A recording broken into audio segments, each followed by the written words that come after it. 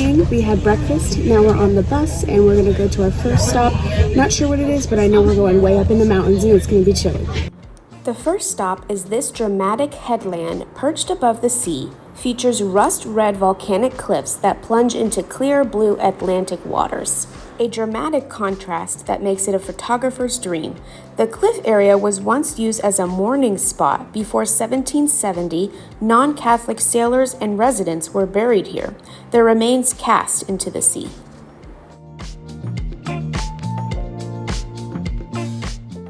The Cristo Rei de Garajau statue was built in 1927. With arms wide open, it faces the Atlantic, once meant to welcome seafarers arriving by ship.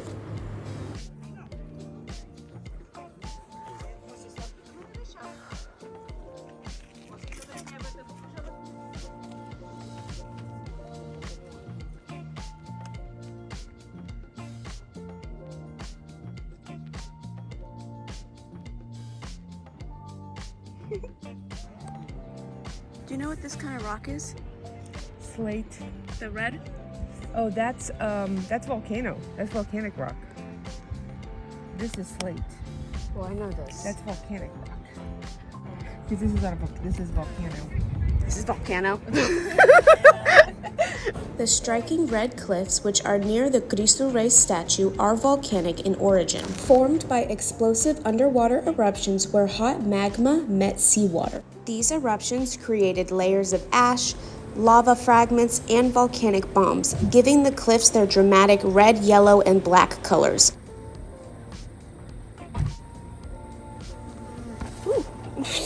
Madeira's steep underwater drop-offs mean that even when sand does form, it tends to get washed away quickly by waves and currents instead of settling into the beaches. That's why most of the island's beaches are rocky, and the few sandy beaches you might see, like this one in Pico, are imported sand from places like Morocco. But the main reason it's very rocky is because Madeira is a volcanic island, formed by lava flows rather than coral or sedimentary process.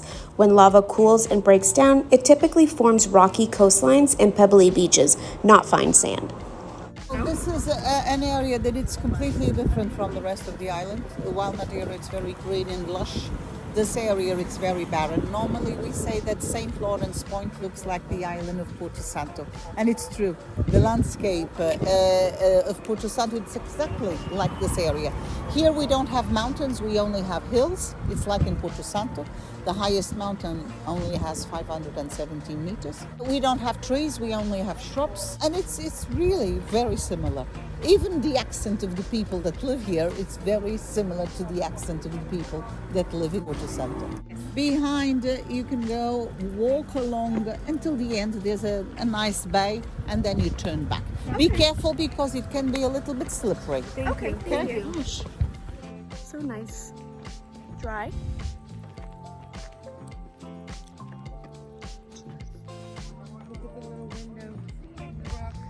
Where? Oh.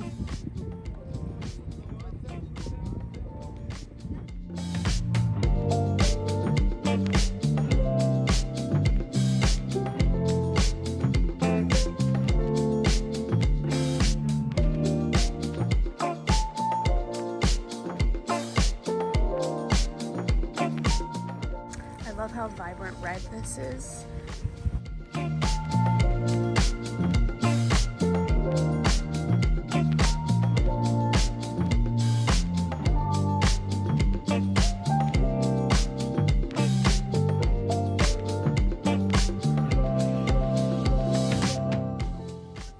This is where the rum in Madeira is made, from fresh sugarcane juice. They also call it firewater. Madeira Island has been growing sugarcane since 1425, thanks to Prince Henry, and back in the 15th and 16th centuries, it was world famous for sugar, nicknamed white gold. Today, sugarcane here is only used to make agricole rum and sugarcane syrup. The rum is protected under the name Rum de Madeira, kind of like champagne is for France. In 2017, Madeira grew around 12,000 tons of sugarcane, and this distillery handled about 3,300 tons of it.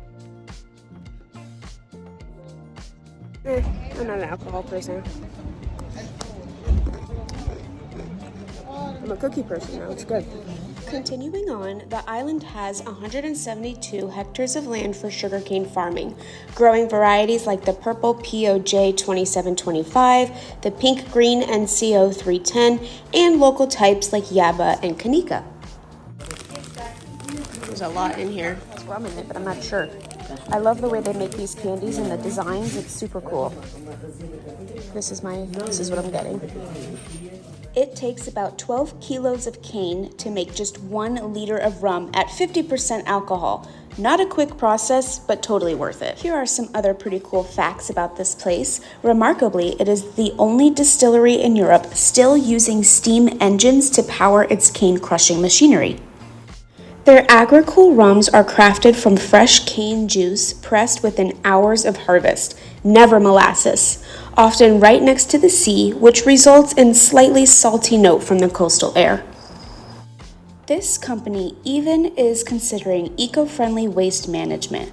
The leftover cane fibers, called basage, are being explored as biomass fuel to potentially power the distillery itself in the future.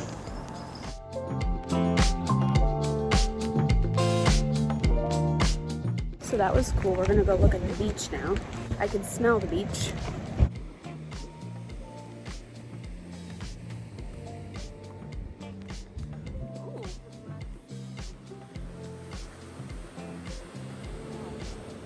Oh, puppy. You don't see him? He's white.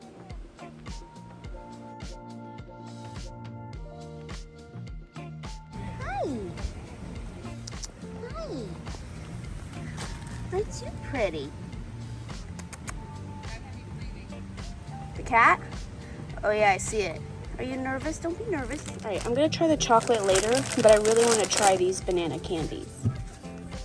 I was talking and walking and misstepped. I saw white hair, I thought it was you. Jimmy and I were like, it's really good. You want to try one? Yes.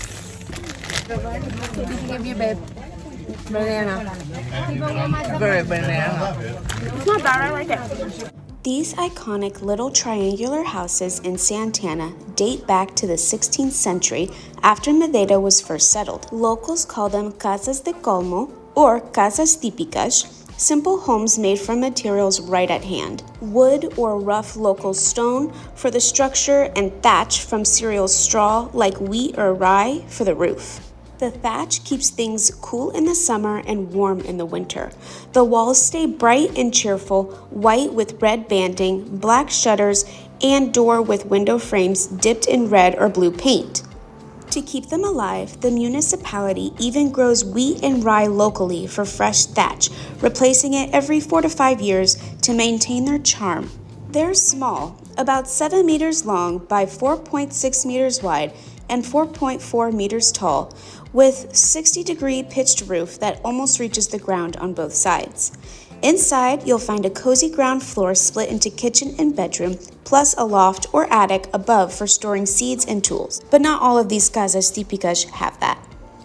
These were humble farmer homes, built quickly and affordably, but today they're Madeira's postcard architecture, a tourist draw preserved at the Núcleo de Casas Típicas in Centro Santana, where a handful still stand up as shops, museums, or craft stalls. I love these flowers. They're so beautiful and bright. Casas Típicas.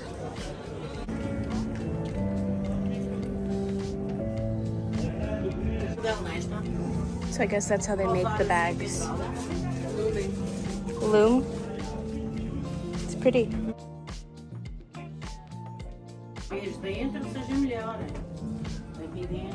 Oh, so they're drying it right now, I guess. I love the fences. They're so unique. There's another bumblebee. See it?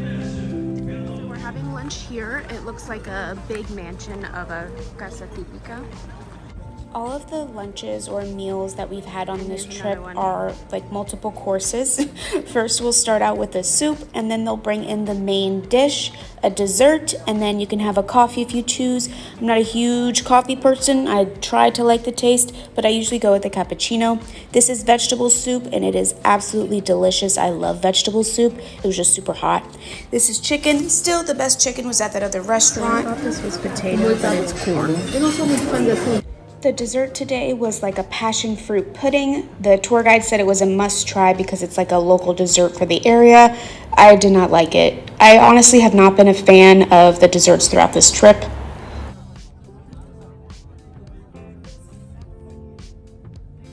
As we are passing this stunning view, we are still in Santana, but we're on our way specifically to São Roque do Faial. We are going to try John's Poncha. They make it here locally. As you can see, the lady at the bottom right-ish, she's making some Poncha fresh right now. I did try some. Like I continue to say, I do not like alcohol, but I still try it. I feel like I feel like I keep trying alcohol thinking it's going to taste different every time.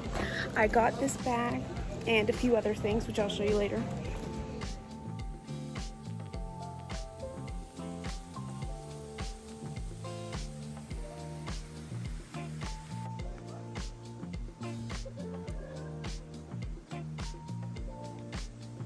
That's nice. Yeah, those are nice. I like the scarves. This is what I really like too. So this is a little church. I know I said I've seen them all, but let's take a peek. Oh, that's cute. Under 0.5. That's nice. Are we? We're literally at the top. Literally. So this is probably going to be the most beautiful view of my entire trip. We're going to be passing literally hundreds and thousands of the yellow flowers. They are called Tipuana tipu, pride of Bolivia, a tall ornamental tree that produces bright yellow blooms in June through August. So we are here at the perfect time, forming a golden canopy and scattering petals around avenues. Here's a little bit of a closer look at the yellow flowers formed from Tipuana tipu, which is the pride of Bolivia tree I just mentioned. This park is located above Funchal in Monte, stretching from 470 meters to 1,818 meters in altitude. My feet are so swollen. It's insane. Funchal Ecological Park is helping restore Madeira's ancient Lurisilva forest, a rare subtropical rainforest that dates back millions of years to before the Ice Age. This forest was once spread across southern Europe. This forest now only survives on a few islands like Madeira. Whoa, that's a big old bumblebee. Walking through the park is like stepping into a living time capsule filled with unique plants and wildlife found nowhere else in the world. Look how many yellow flowers there are. Now the fog or clouds are rolling in. I don't like sewing with these. No, it's not for sew. Yeah, it is. You put it on your finger. Pretend sew. Oh, well, this one definitely doesn't fit a finger. It's a Not my pretend. sausage finger, that's for sure. This is a pretend sew. Ooh, a banana pencil. This is what I wanted to get. Should I? I have so many pencils already. Look, a yo-yo. Of course, since I'm videoing, I don't want it.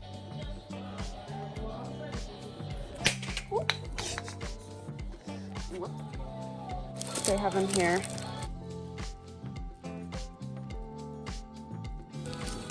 Oh, Mom, look at this one. Where are you? That's cute. I like the one you got though. All right, it's 5:15. We just got back to the hotel.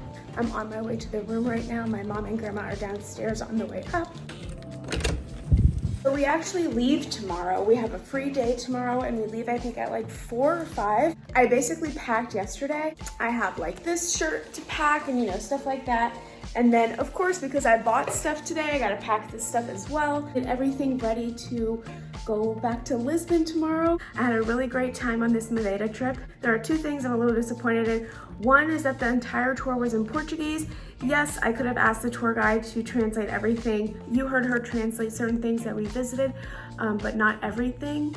Number two, we're on an island and we did not get a chance to go to the beach. So I was really disappointed in that. I even brought 2 bathing suits and bought a new cover up specifically for this trip. So I am disappointed that I didn't go to the beach. But let me show you what I got today from Madeira. I probably spent like 90 euros today. To start, I got this bag.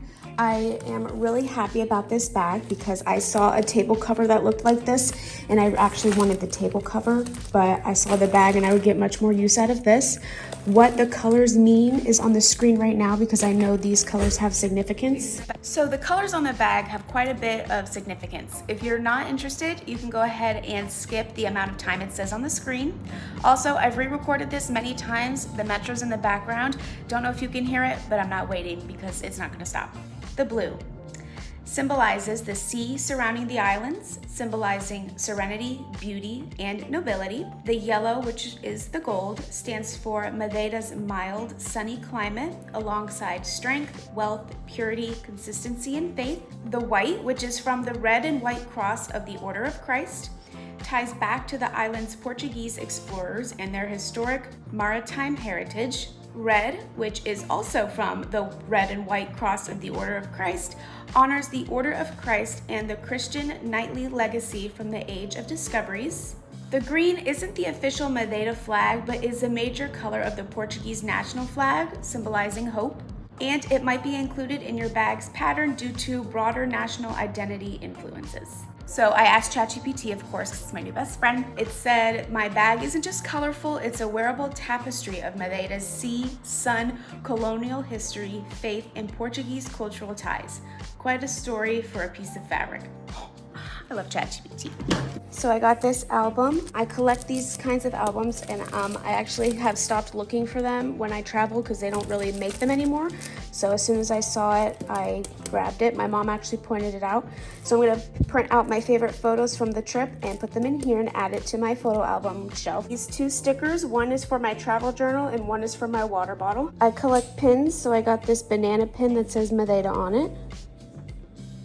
And then I got this mini journal. I don't know what I'm gonna use this for, but I thought it was cute. And this is what I got on our final stop. Hey everybody, so I am back in Portugal. Never left Portugal, I'm back in Almada. We just got in from our flight last night. I went to bed around 1 a.m. I'm all packed, I'm ready to go. Today is the last full day in Portugal for me. I'm definitely ready to be home with my dogs and just be home. I do have a last full day here. I'm not gonna be vlogging on my YouTube channel, but I am going to be doing a mini no voice vlog on my TikTok. So if you don't follow me on my TikTok, you can go in the description and it has my username. Also, I have not mentioned this, but I have been putting everywhere we visited in Madeira, the timestamp in my vlog, the website if it's included, and the address of everywhere we went and visited. So if you ever go to Madeira and you're like, oh my God, this place is so pretty, you can visit it for yourself. In the description box has all the information. So I am gonna end the vlog here because there's nothing else for me to vlog. Thank you guys for watching my adventures in Madeira. I have loved vlogging my trip. This has definitely been one of my favorite trips. I will see you guys in my next video. I actually have another video I am planning that I'm excited about. I don't know when it will be out, but it's travel tips and tricks. So stay tuned for that and I will see you guys in the next one. Bye. Oh God, my arm.